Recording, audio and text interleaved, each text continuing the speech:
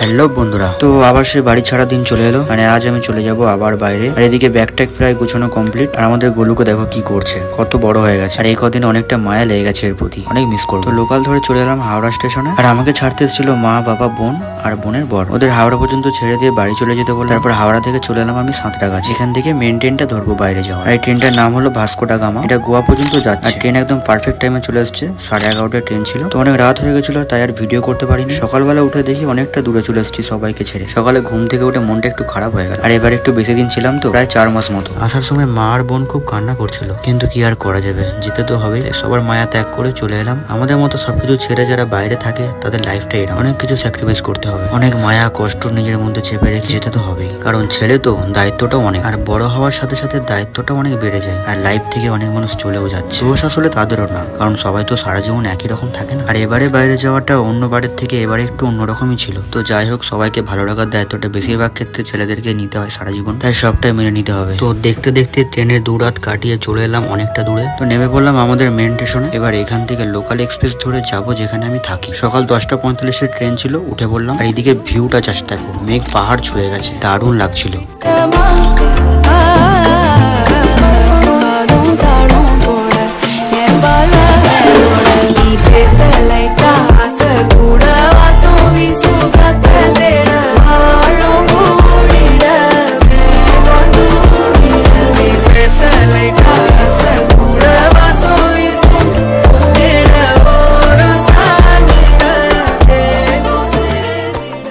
তারপর কিছু ঘন্টা পর চলে এলাম এই স্টেশনে, যেখানে একদিন খুব আনন্দ করে গেছিলাম নিজের বাড়ি। আবার সবকিছু ছেড়ে আজ এখানে। ভবিষ্যতের জন্য ছেলেদের অনেক কিছুই করতে হয়, আজ এখানে তো কাল অন্য জায়গায়। তো যাই হোক, অটো ধরে যাচ্ছে এখন রুমের দিকে। তো আজকের মতো সবাইকে টাটা। আগে আরো ভিডিও আসছে, ভালো লাগলে সবাই সাবস্ক্রাইব করে দেবে। বাই।